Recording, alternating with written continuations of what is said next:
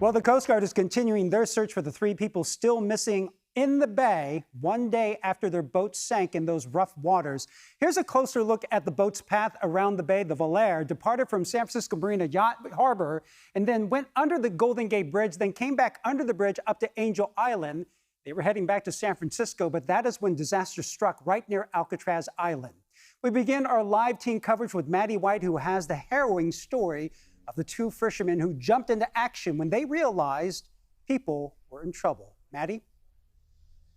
Yeah, absolutely. Just this afternoon, the Coast Guard updated us and shared that they have now spent nearly a day searching with no sign of those three missing boaters. They say they've searched 1,000 square nautical miles, which to put in layman's terms is roughly the size of the entire state of Rhode Island. Now, I learned today that if it weren't for three Good Samaritans, that this situation could have been a lot worse. He just grab people by the shoulder, I'm not gonna let you go. Just look at me, trust me, I'm not gonna let you go. I got you. We're not putting you back in the water. And then those were the words commercial fisherman Mike Montoya repeated as he pulled strangers from the cold waters of San Francisco Bay after a 49-foot cabin cruiser began sinking. On board, a family and close friends who were on a memorial cruise. Even one lady, she didn't even have a life jacket on, and she was, going down, popping up, going down, flailing around. I grabbed her hand out of there, yanked her in the boat.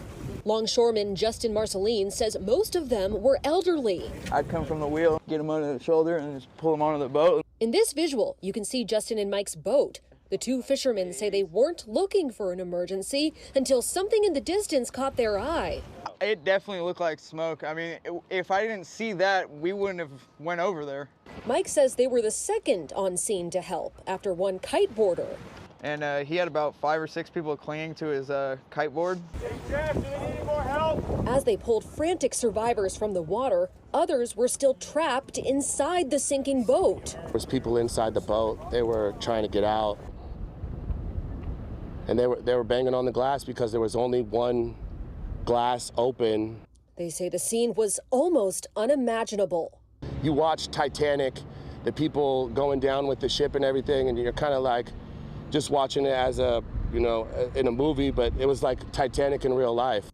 Even as they saved lives, the fishermen had to make sure their own boat didn't capsize. It was just, at one point, everyone was on the side of the boat, and it was really close to I'm I don't want to scuttle this thing too. I don't want to scoop a wave over. Everyone get to the other side of the boat. Today, the Coast Guard publicly thanked the Good Samaritans who rushed in before first responders could arrive.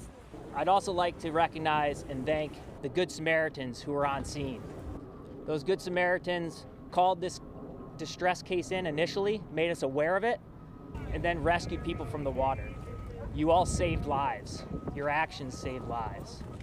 But for the men who answered the call, it was just a joint effort. They say they were simply in the right place at the right time. Crews say they plan to use sonar to find the boat itself and determine whether it can be raised off the bay floor to the surface. Back to you.